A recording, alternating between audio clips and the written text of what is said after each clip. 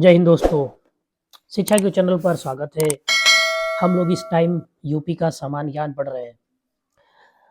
पहला टॉपिक राजनैतिक, प्रशासनिक, भौतिक संरचना, जलवायु, मिट्टी, कृषि, पशुपालन और ऊर्जा। ये 4 टॉपिक कवर कर दिए 2 क्लास में। आज का टॉपिक रहेगा हमारा नदी, झील और सिंचाई। अगर चैनल पर पहली बार आए तो प्लीज़ वीडियो को लाइक कर दीजिएगा और चैनल को सब्सक्राइब कर लीजिएगा। चलिए शुरू करते हैं। नदी और झील और सिंचाई, इससे जुड़े हुए कुछ हम लोग महत्वपूर्ण टॉपिकों पर डिस्कस करेंगे। और ये महत्वपूर्ण जो टॉपिक है, इन्हीं टॉपिकों से एग्जाम में क्वेश्चन बनते हैं। अगर हम बात करें उत्तर प्रदेश की, तो उत्तर प्रदेश में सबसे पहले हमको ये पता होना चाहिए कि प्रदेश की महत्वपूर्ण नदियाँ कौन सी हैं। तो गंगा, यमुना, रामगंगा, गोमती, घाघरा, ये उत्तर प्रदेश की सबसे महत्वपूर्ण नदियां हैं। अगर हम ऐसी उन नदियों की बात करें जो हिमालय से निकलती हैं, ठीक है, जिन्हें हम हिमालयी नदियां कहेंगे, तो गंगा, गंडक, शारदा, घाघरा, सरयू, राप्ती, हिडन, ये जो नदियां हैं, ये एक तरीके से हिमालयी नदियां हैं। अगर हम मैदानी नदियों की बात करें, तो जो मैदानी नदियां हैं वो गोमती, बारुड़, साई, तमसा, पांडो, आमी, ईशान, कर्मनाशा। पठारी नदियों की बात करें, पठारी नदियों की तो सोन, बेताव, केन, टामस, चंबल, सिंध, कन्हार, बेलन, रिहंद। अब यहाँ से तो बात हो गई मैदानी नदियों की, पठारी नदियों की। अगर हम बात करें सबसे ज़्यादा प्रदूषित नदी कौन सी है, तो कन्नौज से वाराणसी तक गंगा सबसे ज़्यादा प्रदूषित नदी है।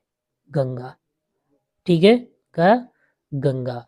अगर हम बात करें सरकारी तौर पे नदियों को 8 नदी बेसन में बांटा गया है। सरकारी तौर पर अगर हम बात करें, प्रदेश को 8 नदी बेसन बेसन में बांटा गया है। गंगा, यमुना, रामगंगा, गोमती, घाघरा, गंडक, राप्ती व सोन, एक तरीके से ये बेसिन नदियां हैं। अगर हम बात करें गंगा रिवर बेसिन मैनेजमेंट एवं स्टडी सेंटर की स्थापना कब हुई थी या कहाँ हुई थी, तो आईआईटी कानपुर में हुई थी। कब हुई थी? आईआईटी कानपुर में हुई थी। अगर हम बात करें उत्तर प्रदेश की सबसे लंबी नदी कौन सी है, तो गंगा नदी है। उत्तर प्रदेश की सबसे लंबी नदी गंगा है। इसकी अगर हम लंबाई की बात करें, तो ये लगभग आपकी आ जाती है 1450 किलोमीटर। ये हम कह सकते हैं उत्तर प्रदेश की सबसे लंबी नदी है। अगर हम बात करें प्रदेश में गंगा नदी बहती है कितने जिलों में से होकर गंगा नदी बहती है, तो 27 जिलों से होकर बहती। महत्वपूर्ण क्वेश्चन है, कभी कभी ये पूछ लिया जाता है, ये नहीं पूछा जाएगा कि कौन कौन जिले से होकर बहती है। ये जरूर पूछा जा सकता है कि प्रदेश में जो गंगा नदी है वो कितने जिलों में से होकर बहती है, तो 27 जिलों से में होकर बहती है। केंद्र सरकार ने गंगा को राष्ट्रीय नदी का दर्जा कब दिया है? बहुत महत्वपूर्ण टॉपिक है। केंद्र सरकार ने गंगा नदी को राष्ट्रीय नदी का दर्जा कब दिया है, तो दिया है 4 नवंबर 2008 को। 4 नवंबर 2008 को केंद्र सरकार ने गंगा नदी को राष्ट्रीय नदी का दर्जा दिया है। प्रदेश में यमुना नदी बहती है। अगर हम बात करें प्रदेश में यमुना नदी कितने जिलों में से होकर बहती है, तो 20 जिलों में से होकर बहती है। आपको ये पता होना चाहिए कि जो यमुना नदी है वो कितने जिलों में से होकर बहती है, तो 20 जिलों में से होकर बहती है। कितने? 20 जिलों में से होकर बहती है।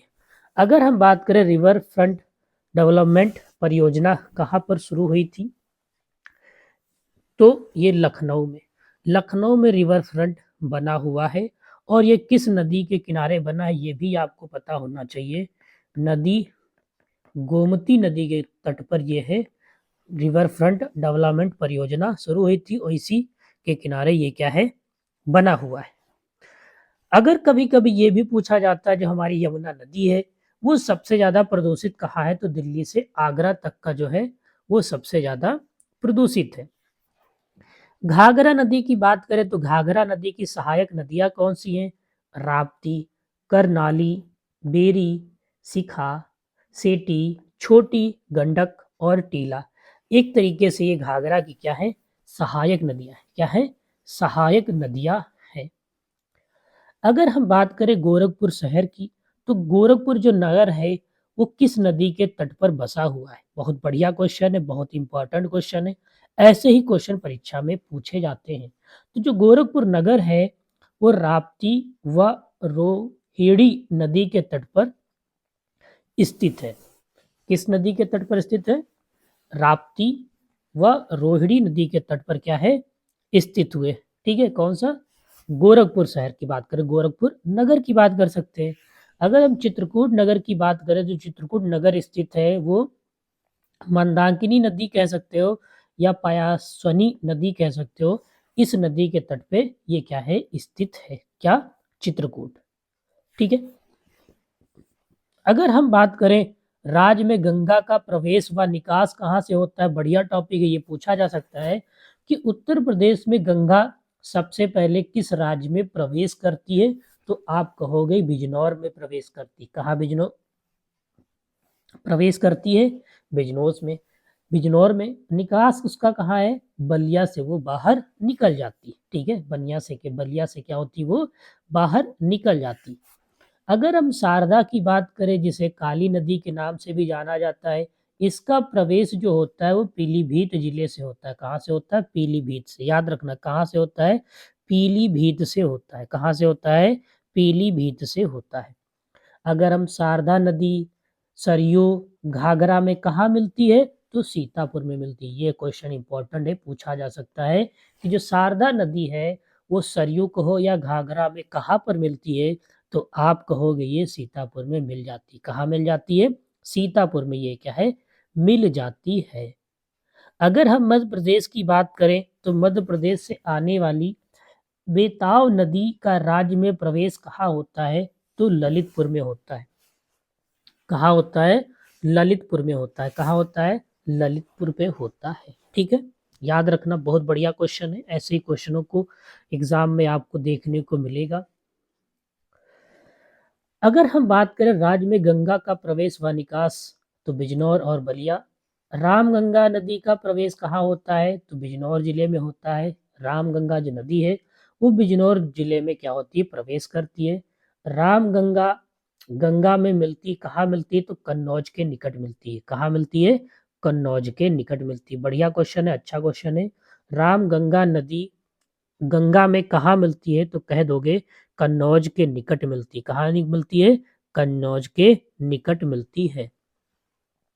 यमुना नदी का प्रवेश व समापन, तो यमुना नदी सहारनपुर जिले में प्रवेश करती है और प्रयागराज में उसका समापन हो जाता है। ये याद रखना, यमुना जो नदी है वो सहारनपुर में प्रवेश करती है और प्रयागराज में क्या हो जाता है? इसका समापन हो जाता है। बढ़िया क्वेश्चन है। ठीक है, इस टाइम प्रयागराज में माघ मेला भी चल रहा है। ठीक है, तो इस तरीके से अगर इसके आसपास कुछ क्वेश्चन अगर बनते हैं तो पूछे जा सकते हैं। अगर हम कर्म नासा नदी की बात करें, ये सीमा बनाती है तो उत्तर प्रदेश और बिहार की। कौन सी नदी है जो उत्तर प्रदेश और बिहार की सीमा बनाती है? तो कर्म नासा। याद रखना, कौन है? कर्म नासा। ऐसे ही क्वेश्चन आपके एग्जाम में आएंगे, आएंगे, आएंगे, ऐसे ही क्वेश्चन आएंगे। ठीक है, उत्तर प्रदेश और बिहार की सीमा कौन सी नदी बनाती है? तो आपको पता होना चाहिए, कर्म नासा। मध्य प्रदेश से आने वाली सिंधु नदी का यमुना में मिलान होता है, कहाँ होता है? तो इटावा बॉर्डर पे कह सकते हो। कहाँ होता है? इटावा बॉर्डर पे होता है। पंचनंदा।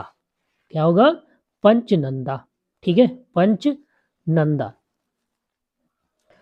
अब अगर हम बात करें कर्मनाशा नदी निकलती कहाँ से? कर्मनाशा याद रखना बहुत इंपॉर्टेंट नदी है, यहाँ से क्वेश्चन कई बार एग्जामों में पूछे गए। ठीक है, जो कर्मनाशा नदी है वो कहाँ से निकलती है? तो कैमूर की पहाड़ी से निकलती है। कहाँ से निकलती है? कैमूर की पहाड़ी से निकलती है। यमुना नदी का प्रवेश व समापन कहाँ होता है? तो सहारनपुर और प्रयागराज में। ठीक है, अभी पहले ही बता दिया। अगर हम बात करें राज्य में बाढ़ संवेदनशील जिलों की संख्या कितनी है, तो 40 है। कितनी है? 40 है। ठीक है, इसमें कुछ अति गंभीर हैं और कुछ गंभीर प्रभावित जिले हैं। अगर हम बात करते हैं अति गंभीर की, अगर हम बात करते हैं अति गंभीर, अति गंभीर, ठीक है, अति गंभीर की बात करें तो अति गंभीर कितने हैं? 23 है। कितने हैं? 23। अगर गंभीर की बात करें, ठीक है, तो गंभीर आपके कितने हैं? 17। तो अति गंभीर भी पता होना चाहिए कि 23 ऐसे जिले हैं जो अति गंभीर संवेदनशील हैं बाढ़ की दृष्टि से। अगर गंभीर की बात करें तो 17 जिले ऐसे हैं जो बाढ़ की दृष्टि से संवेदनशील है। ठीक है, अगर चितौरा झील की बात करें, ठीक है, ये बहराइच, चितौरा झील की बात करें तो ये बहराइच। नवाबगंज झील की बात करें तो उन्नाव। अगर हम नवाबगंज झील की बात करें तो ये क्या है? उन्नाव। याद रखना, ये झील कहाँ पर है? उन्नाव में है। कहाँ पर है? उन्नाव में। नवाबगंज झील कहाँ पे है? उन्नाव में है। कहाँ पे है? उन्नाव में। चितौरा झील कहाँ है? बहराइच। चितौरा झील कहाँ है? बहराइच में। ठीक है, कहाँ है? बहराइच में। बेनती, अजगरा व नैया झील कहाँ है? तो कह सकते हो प्रतापगढ़। देखो ये कुछ महत्वपूर्ण झीलें हैं, याद रखना। नवाबगंज झील उन्नाव में है। ठीक है, बढ़िया आप चीज आपको पता होनी चाहिए। ठीक है, नवाबगंज झील कहाँ है? आपको पता होना चाहिए कि झीलों के बारे में क्वेश्चन पूछ सकता है कि कौन सी झील कहाँ पे है, तो आपको पता होना चाहिए। तो हम झीलों पर कुछ और महत्वपूर्ण क्वेश्चन देखते हैं आगे क्या कहता है। ठीक है, जो अलवारा झील है वो कहाँ पर है? अलवारा झील आपकी है कौसम्बी में। कहाँ पर है? कौसम्बी में। कहाँ पर है? कौसम्बी में। ठीक है, औंधी ताल की बात करें, औंधी ताल, ठीक है, या लहर तारा तालाब की बात करें तो ये वाराणसी में है। कहाँ पर है? वाराणसी में है। कहाँ पर है? वाराणसी में है। ठीक है, अगर भिजवान झील की बात करें तो ये आपकी हरदोई में बढ़ती है। कुछ महत्वपूर्ण झीलों को लिया। ठीक है, झीलें तो बहुत है, जैसे मोती झील आपको मिलेगी तो कानपुर शहर में बसी हुई है। ठीक है, मोती झील कानपुर शहर में है। ठीक है, तो बहुत सी झीलें, जैसे पार्वती व आगरा ताल कहाँ है? तो गोंडा में है। ठीक है, लिलौरा झील कहाँ है? बरेली में है। तो बहुत सी ऐसी झीलें हैं, लेकिन कुछ महत्वपूर्ण टॉपिकों को लिया गया है। मतलब झीलें नहीं, शहर, जो महत्वपूर्ण शहर हैं उनसे रिलेटेड क्वेश्चन पूछता है, शहरों से। जैसे वाराणसी है, महत्वपूर्ण है, तो वहां के बारे में पूछेगा। हरदोई थोड़ा बहुत महत्वपूर्ण है। अगर हम सीतापुर की बात करें, वो भी वहां पर आपका मिश्रिक है, नैमिष है। तो दार्शनिक कुंड कहाँ पर है? मिश्रिक में है। और चक्र कुंड कहाँ पर है? तो नैमिष में है। ठीक है, यहाँ पर ऐसा माना जाता है कि अगर आपने पूरे संसार में घूम लिया, दर्शन कर लिए सभी देवी और देवताओं की, अगर आप मिश्रिक नहीं आते हैं तो आपका जो भ्रमण है या आपकी यात्रा है वो पूरी नहीं मानी जाती है। ऐसा ये भी कहा जाता है कि जो आपका नैमिष है वो दुनिया का केंद्र है। क्या है? केंद्र है, यानी पृथ्वी का क्या है? सेंटर है, ऐसा भी कहा जाता है। अगर अब सीता कुंड और भरत कुंड की बात करें तो यह अयोध्या धाम में बना हुआ है। कहाँ पर है? अयोध्या धाम में है। मानसिक गंगा कुंड की बात करें तो गोवर्धन मथुरा में है। कहाँ पर है? गोवर्धन मथुरा में है। अब हम बात करते हैं उत्तर प्रदेश की कुछ रामसार स्थल की बात करते हैं। ठीक है, रामसार साइट्स की बात करते हैं। ठीक है, तो आंध्र भूमि संरक्षण के लिए रामसार समझौता हुआ था। ठीक है, तो 1971 में हुआ था। और कहाँ हुआ था? ईरान में हुआ था। कहाँ हुआ था? ईरान में। कभी कभी क्वेश्चन ऐसा पूछ लेगा किस देश में हुआ था, तो ईरान में हुआ था। और हुआ कब था? 1971 में हुआ था। अगर हम प्रदेश की बात करें, प्रदेश में, उत्तर प्रदेश में कुल रामसार स्थल कितने हैं? तो 10 है। आपको पता होना चाहिए रामसार स्थल कितने हैं? 10 है। प्रदेश का पहला रामसार स्थल कौन सा है? तो ऊपरी गंगा नदी। कौन है? ऊपरी गंगा नदी। ठीक है, ब्रज घाट से, ठीक है, नारौरा तक। ठीक है, 2005, याद रखना। ठीक है, अगर प्रदेश का नवीनतम बात करें रामसार स्थल, वो 10वां है। कौन सा है? भखीरा वन जीव, ठीक है, अभयारण्य। कहाँ पर है? संत कबीर नगर में। कहाँ पर है? संत कबीर नगर में। ठीक है, चलिए आगे देखते हैं। अब कुछ बाद परियोजनाओं को लेके हम लोग महत्वपूर्ण जो परियोजनाएं हैं उनके बारे में पढ़ेंगे कि कौन सी परियोजना कहाँ पर है। ठीक है, तो बहुउद्देशीय रिहंद बांध परियोजना गौतम, ठीक है, तो गोविंद बल्लभ पंत सागर की स्थापना कब हुई थी? तो 1962 में हुई थी। कब हुई थी? 1962 में हुई थी। ठीक है, अगर बात करें रानी लक्ष्मीबाई परियोजना की बात करें तो रानी लक्ष्मीबाई जो परियोजना है, ठीक है, वो बेताव नदी पर है। कहाँ पर है? बेताव नदी पर है। ठीक है, बेताव नदी पर है। ठीक है, इस परियोजना का नाम सबसे पहले क्या था ये भी आपको पता होना चाहिए। इसका पहले नाम था राजघाट परियोजना। क्या था? राजघाट परियोजना। कभी कभी हो सकता है पूछ ले सकता है, तो इसका नाम पहले क्या था? राजघाट परियोजना। ठीक है, क्या नाम था? राजघाट परियोजना नाम था। अगर हम गोविंद सागर बांध की बात करें, गोविंद सागर बांध की बात करें तो ये शहजाद नदी के पर बना हुआ है। ठीक है, शहजाद नदी पर बना हुआ है। मूसा खंड बांध की बात करें तो ये कर्मनासा नदी पर बना हुआ है। किस पर है? कर्मनासा नदी पर बंधा हुआ है। ठीक है, याद रखना। उत्तराखंड के कालागढ़ में राम सागर नदी पर स्थित राम गंगा बांध की ऊंचाई कितनी है? तो कहोगे 128 मीटर। कितनी है? 128 मीटर है। कितनी है? 128 मीटर है। अगर हम बात करें चंबल नदी पर निर्मित प्रमुख बांध की बात करें, जो चंबल नदी है उस पे कौन कौन सा बांध बना हुआ है? तो राणा प्रताप सागर बांध, जवाहर सागर बांध एवं गांधी सागर बांध। याद रखना, ये तीन बांध हैं जो किस नदी पर बने हुए हैं, निर्मित है? चंबल नदी पर बने। कौन सा? राणा राणा प्रताप सागर बांध, जवाहर सागर बांध और गांधी सागर बांध। ये तीन बांध है जो चंबल नदी पर क्या है? निर्मित है। अगर हम गंडक परियोजना की बात करें तो गंडक परियोजना संयुक्त परियोजना है। ठीक है, उत्तर प्रदेश, बिहार और नेपाल की। किसकी है? उत्तर प्रदेश, बिहार और नेपाल की। क्या है? कभी कभी ये पूछेगा कि कौन सी परियोजना है जो उत्तर प्रदेश, बिहार और नेपाल के से संयुक्त परियोजना है? तो गंडक परियोजना है। कौन सी है? गंडक परियोजना है। बहराइच में सरयू बांध सरयू नदी पर बनाया जा रहा है। याद रखना, जो बहराइच में सरयू बांध है वो सरयू नदी पर बनाया जा रहा है। ठीक है, बनाया जा रहा है। अब बात करते हैं हम लोग सिंचाई और पेयजल के कुछ महत्वपूर्ण टॉपिकों पर डिस्कस करेंगे।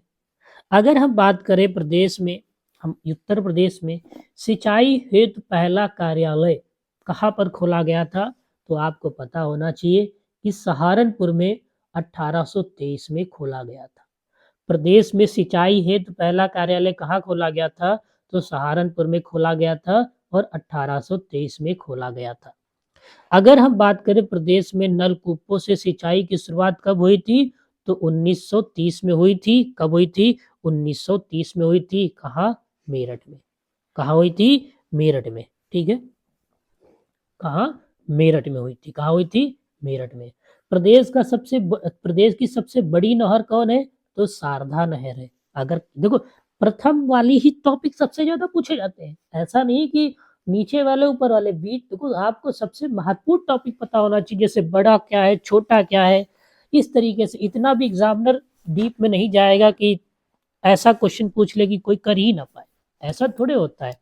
कुछ क्वेश्चनों का अपना अस्तित्व होता है, और जिनका अस्तित्व होता है, जिस टॉपिक का अस्तित्व होता है, वही टॉपिक परीक्षा में पूछे जाते हैं। और जिन टॉपिकों का कोई अस्तित्व ही नहीं होता है तो उनके क्वेश्चन परीक्षा में नहीं आते हैं।